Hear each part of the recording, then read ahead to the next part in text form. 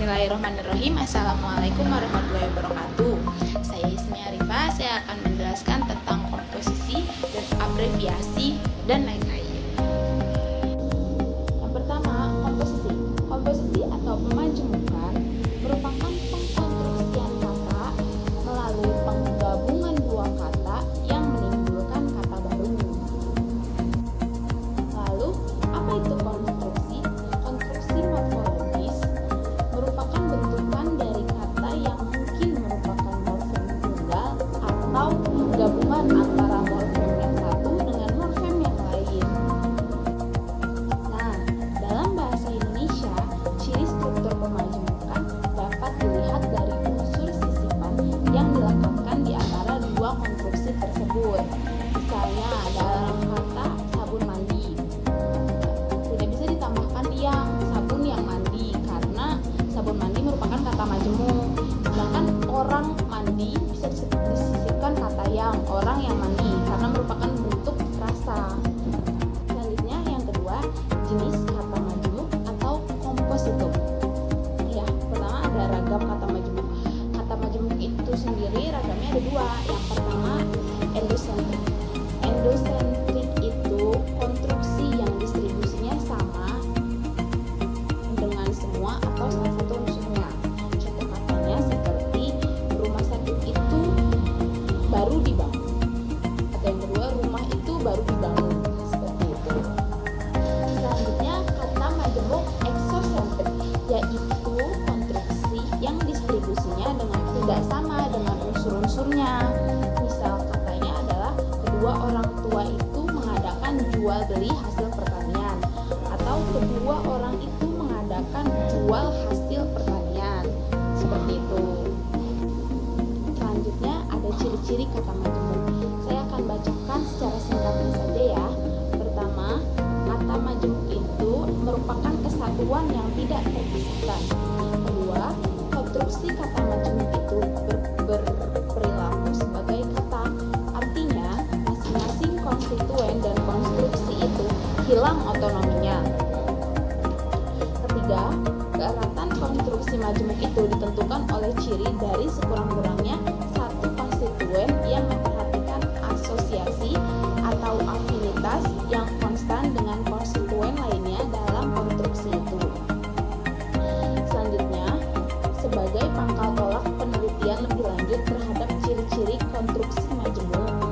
Dan yang terakhir, oleh karena batas-batas suatu kontinum tidak jelas, maka dapatlah konstruksi-konstruksi peralihan antara yang jelas bersifat majemuk dan yang tidak bersifat frasa. Nah, selanjutnya ini terakhir pembahasan mengenai kata majemuk. Saya akan menjelaskan struktur-struktur kata majemuk. Nah, struktur-struktur kata majemuk sendiri ditentukan berdasarkan jenis morfem dan unsur-unsurnya berdasarkan kategori unsur-unsur pembentuknya. Yang satu, nomina plus nomina. Contoh katanya alat negara, anak sungai, dan sebagainya. Yang kedua, adjektif dengan nomina. Contoh katanya merah jambu, kecil hati, dan sebagainya. Selanjutnya, abreviasi. Abreviasi merupakan bentuk morfologis berupa pemenggalan suatu kata atau beberapa bagian kombinasi leksem sehingga terjadi bentuk baru yang berstatus kata tanpa mengubah arti. Nanti saya akan menjelaskan jenis-jenis abreviasi. Karena abreviasi ini lazim disebut sebagai singkatan atau pemendekan, salah satu jenisnya adalah singkatan. Singkatan itu sendiri berupa gabungan dari huruf-huruf, baik yang cara membacanya dieja maupun tidak. Contohnya ITB, Institut Teknologi Bandung. Selanjutnya ada lagi KKR, Kuliah Kerja Nyata, kan singkatan. Selanjutnya DPR, Dewan Perwakilan Rakyat. Yang kedua ada pemenggalan. Pemenggalan itu merupakan proses pemendekan dari leksem, dari bagian leksem.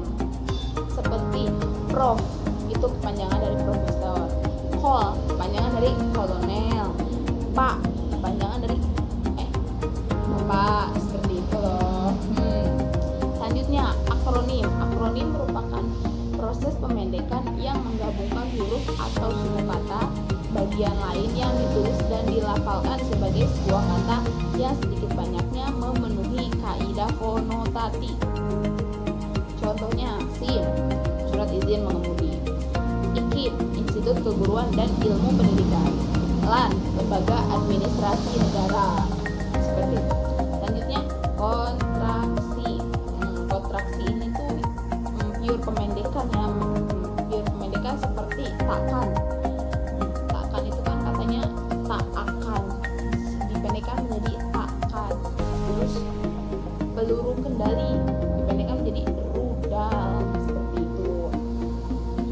Selanjutnya lambang huruf. Lambang huruf ini cuma dilambangkan menggunakan huruf, tapi kita tahu gitu kepanjangan dari si lambang huruf ini. Seperti yang sebelumnya adalah Hg, kilogram, seperti itu. Cm, sentimeter, seperti itu. Selanjutnya proses abreviasi. Proses abreviasi ini beragam dan ada banyak jenisnya. Saya akan menjelaskan beberapa. Seperti pertama, singkatan. Singkatan ini terjadi karena beberapa proses. Di sini saya akan menjelaskan 3 proses singkatan. Pertama, pengekalan huruf pertama.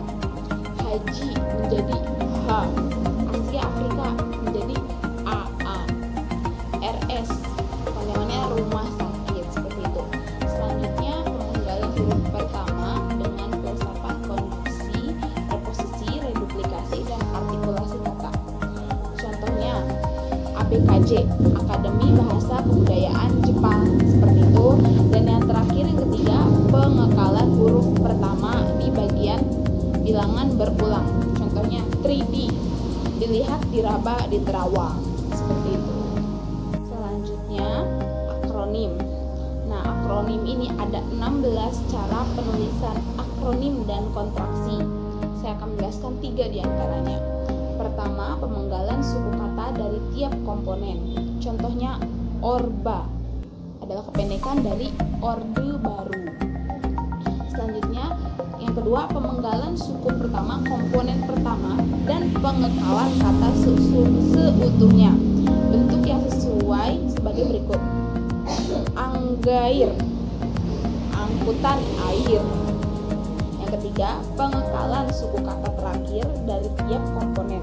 Bentuk yang sesuai sebagai berikut: gatrik, tenaga listrik, seperti itu. Selanjutnya pemenggalan. Ada 6 cara pembentukan pemenggalan. Nah, yang pertama, pemenggalan suku kata pertama dari suatu kata. Contohnya pendekan dari dokter, dok. Pemenggalan suku terakhir dari suatu kata. Bapak menjadi pak. Pemenggalan 3 huruf pertama. Departemen menjadi dep. Pemenggalan 4 huruf pertama. Profesor menjadi prof. Pemenggalan kata akhir dari suatu frasa. Ekspres, yaitu kependekan dari kereta api ekspres. Dan yang terakhir, pelesapan sebagian kata.